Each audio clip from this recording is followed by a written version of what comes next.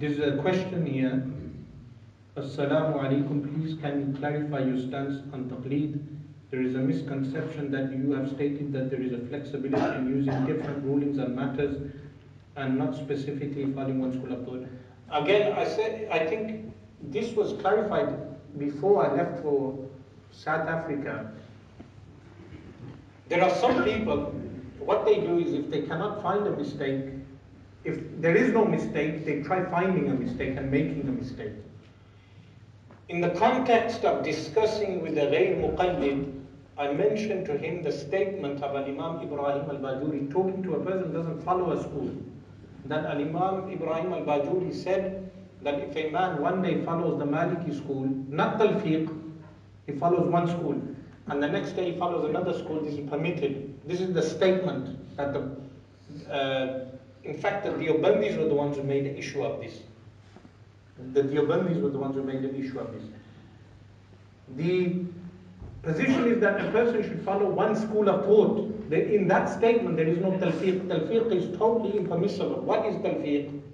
That you take from other schools in such a way that no ruling is permitted.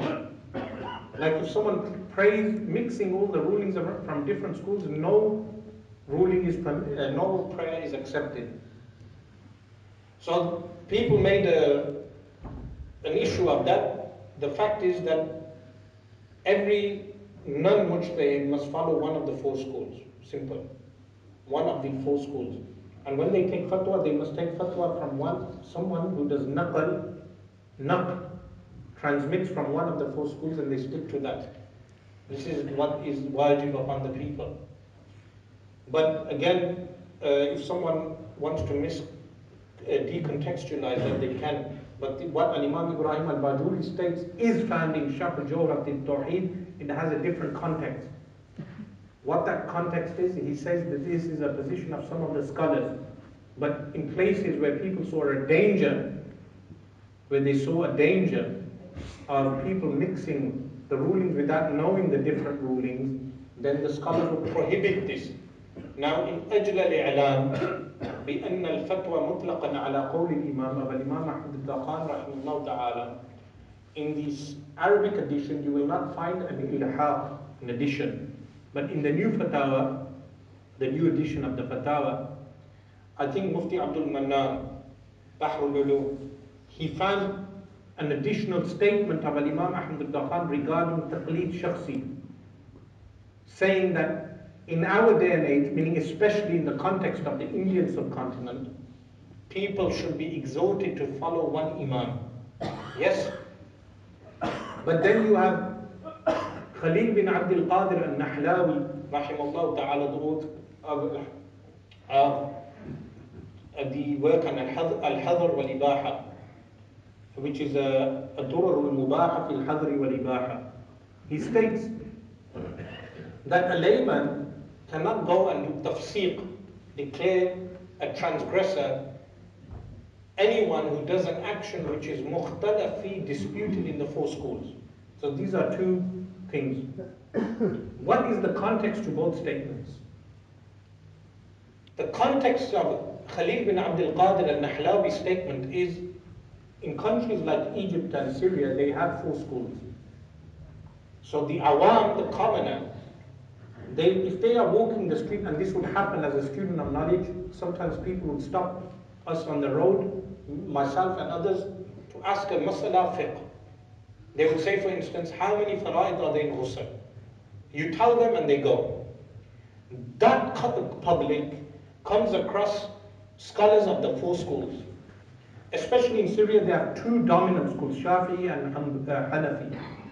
Apart from the Tullabul Ilm are able to make a distinction. This is a Hanafi fatwa and this is a Shafi'i fatwa. The scholars and the Tullabul Ilm follow one school strictly in Syria. But some of the public, what happens to them? They end up mixing the fatwa. So the scholars warn that if you see someone in the public doing an action which is permitted in other schools, do not declare that person a transgressor. Is this clear? Now if I go to India, where majority of the people follow Hanafi school, and not only Hanafi school, so many of them are strict Rizvis or other branches of different types of Hanafis. You have different, so many brands within India. Am I going to go and mention this fatwa of Khalid bin Abdul Qadir al-Nahlawi? The answer is no. Likewise, will I mention the statement of Imam Ibrahim al-Bajuri? The answer is no. Why? كَلِّمُ النَّاسَ عَلَى قَدْرِ عُقُولِهِمْ. Talk to people according to their capacity, what they can handle.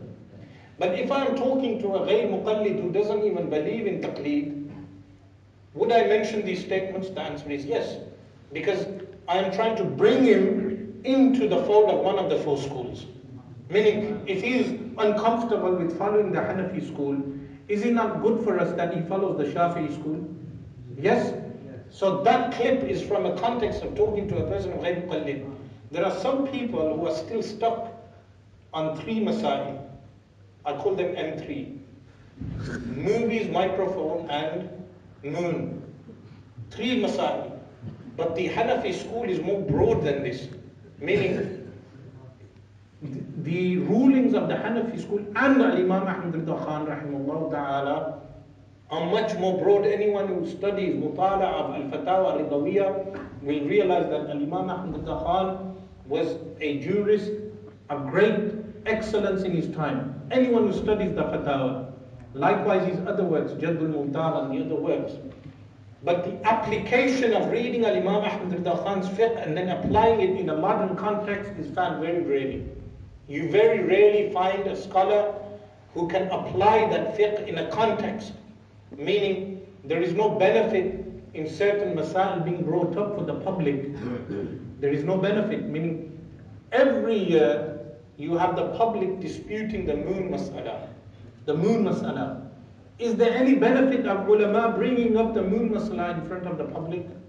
In fact, you had people punching one another. They called this the moon wars. People made a mockery of this. So what would wisdom dictate? Wisdom would dictate that discuss certain fiqh masail that the people can comprehend. Not going to on the minbar and mentioning the moon mas'ala on the minbar, and the public cannot even comprehend the simple mas'ala. What will it lead to? Fatwa. I'll give you an example. In Birmingham, last year when the Eid issue happened, it became a north-south divide. In fact, it became North and Midlands divide. The people prayed the Eid prayer, and I didn't pray the Eid prayer. So someone came up to me and said, you have taken the position of the northern, yes, I do adopt the northern positions also. I said, yes, I have. He said, you were obligated to mention this on the minbar.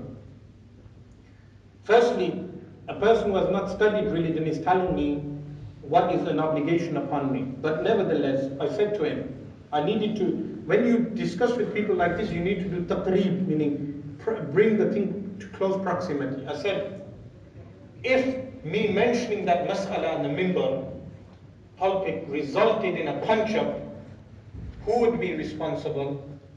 He said, you. And then he retracted.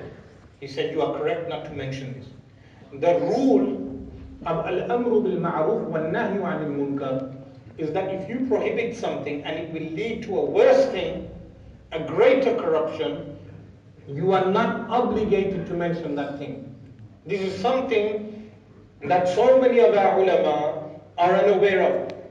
18 degrees and 15 degrees is not a mas'ala to be mentioned on the mamnabiyah, on the minbar, because you will confuse the public even more. The scholars must discuss this in private. Yes, this is why some people hold this against me. When the public ring me, I say, you are only obligated to follow your local masjid timetable. Yes, some people say, why didn't you tell them 18 degrees is correct? Others say, why didn't you tell them 15 degrees is correct? Because if you ulama cannot even decide what is correct, how is this common layman who drives a taxi all day supposed to understand this detail? So that's why discussing this stuff on TV channels, debating it on TV channels, furu', masail furu', that they cannot even comprehend. And I'll give you another example. Do we have time? for this. Pardon? Okay, just one more masala, slightly related.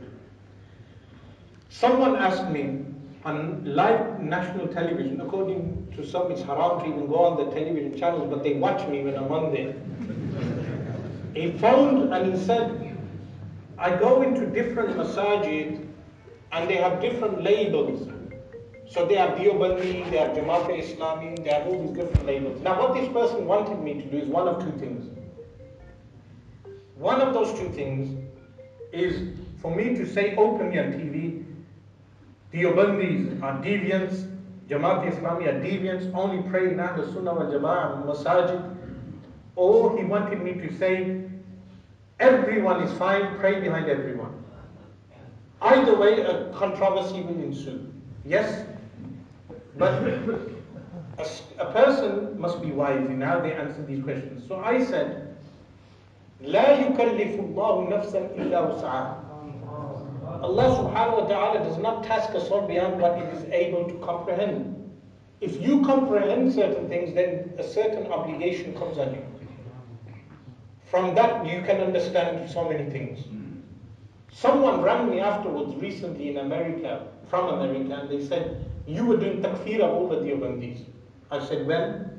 He said, on television you said, you cannot pray in Deobandi masajid, لا يكلف الله نفسا إلا وسعها, therefore you are implicating they are all kafir.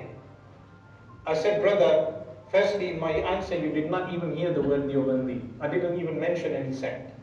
I said, when an imam leads a prayer, you are only obligated to pray behind him as much knowledge as you have regarding him. For instance, you're walking in an airport, there is a man leading the prayer. In Sharia now, are you allowed to pray behind him? Yes. Now, if you become suspicious because his beard is slightly bigger than a fist, and you become suspicious, does it affect your prayer? The answer is no. You are only obligated according to how much knowledge you have. He said, yes, but you were pinpointing Deobandis. I said, I was not pinpointing anyone. This rule applies in every imam. Meaning, you can have a so-called Barelvi imam leading the prayer with deviant beliefs. How? In Birmingham, we had an imam who led the prayer for 35 years. At the end, he had a belief, a deviant belief that Allah subhanahu wa ta'ala and everything in creation is one. He believes it. He wrote a book on this. He refuted Alama Ziyad Mustafa and other scholars, and he said Allah subhanahu wa ta'ala and everything is one. 35 years he led the prayer. Are we going to tell all those people that your prayers were invalid, or will you say, لا يكلف الله نفسا إلا وسعها? That when they never had knowledge of his deviancy, their prayer was done. So like this, some people don't like the approach when you kill the snake and the stick remains. You know, our elders would say, kill the snake and you keep the stick intact. Some people always want me to break the stick and kill the snake also.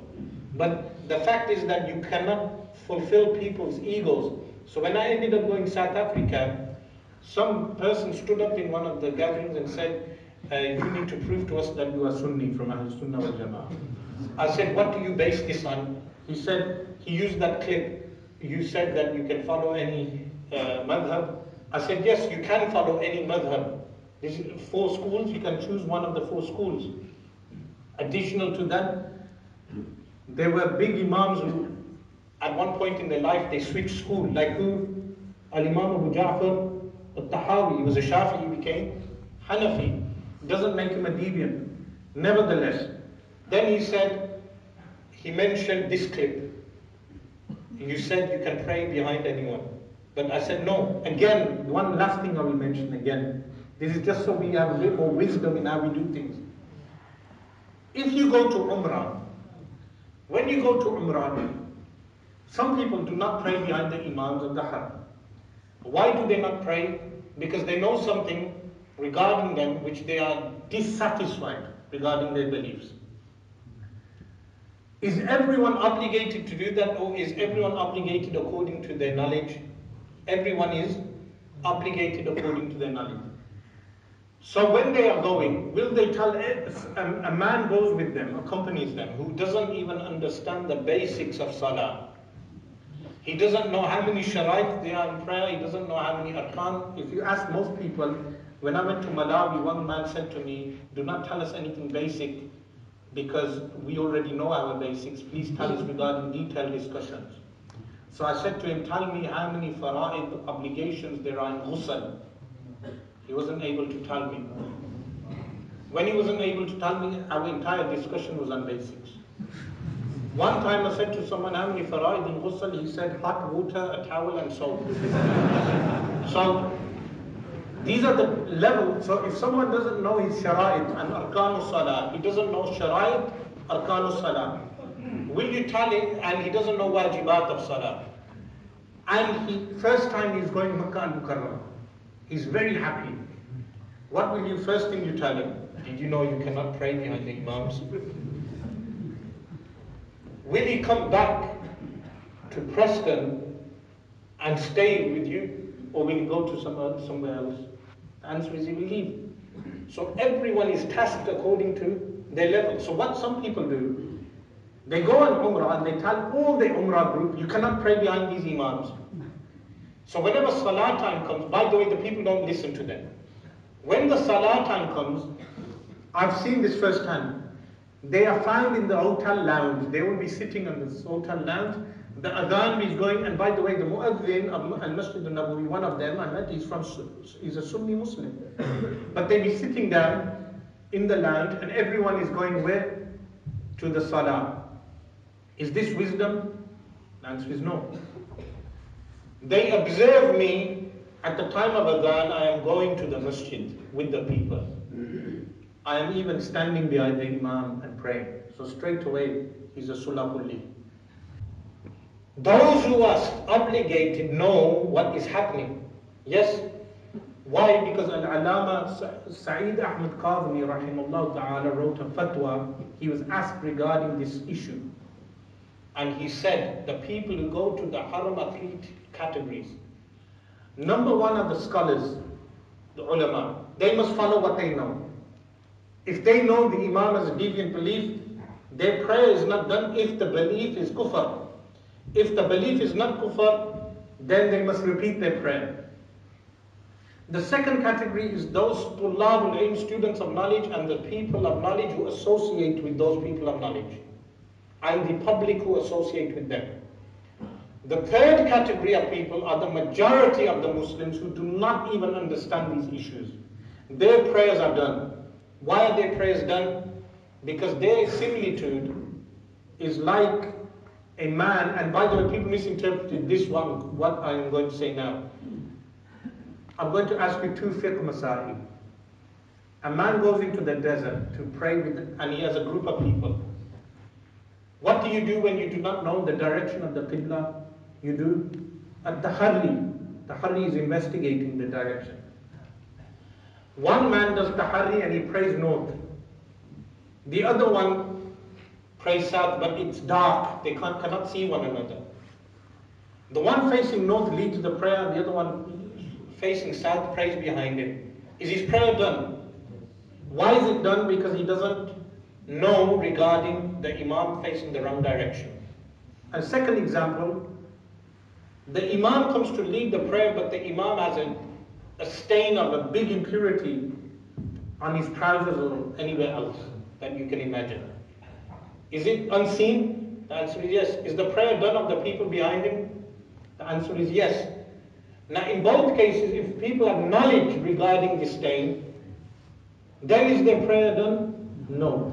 If the person has knowledge that the imam is facing a different direction to me, is his prayer done? No. So everyone is tasked according to their ability. Going back to this masail of taqlid, if someone goes to India, it is unwise of them to mention in India, in a place like India, because in India and Pakistan there is a cultural issue also in how conflicts are resolved. Is this not the case? There are many cultural issues. In Pakistan they swear at you. I do not know if that's common in India, but in Pakistan they swear, ulama on the minbar swear. So if you go to a place like that, you will be wary of the culture and what cultural things a person should be totally aware of. Likewise, in debating in Pakistan, they throw the books at one another. So some of those Pakistanis, when they saw my debate or see my debates, they say, he's not a proper debater. Why is he not a proper debater? He doesn't shout loud enough and he doesn't get violent in his debates. We ask Allah subhanahu wa ta'ala to guide our people in being more intelligent how they do things. Remember, kill the snake and don't break the stick. Remember one thing, 90% of snakes are not filled with poison. 90%. 10% of the snakes are poison, 90% do not have poison. So what do human beings do? They kill every single snake. Even though 90% of the snakes are needed for the ecology, for the ecosystem. So like this, when someone belongs to a deviant group, just target the 10%, the 90%, bring them in. Do not turn them away, bring them in. They do not have poison. You can bring the 90% in and tackle the 10%. So if you see me ever bringing in the 90% and tackling the 10%, know the difference and the distinction. I mean, we are Hanafis, we should be more intelligent and know about Hila. Have you ever heard of Hila? Hila is, inshallah, for another time, I'll go into the stories of Hila, of Imam Abu Hanifa, and the stories that happened in the Hanafi school. أقول قولي هذا وأستغفر الله لي ولكم.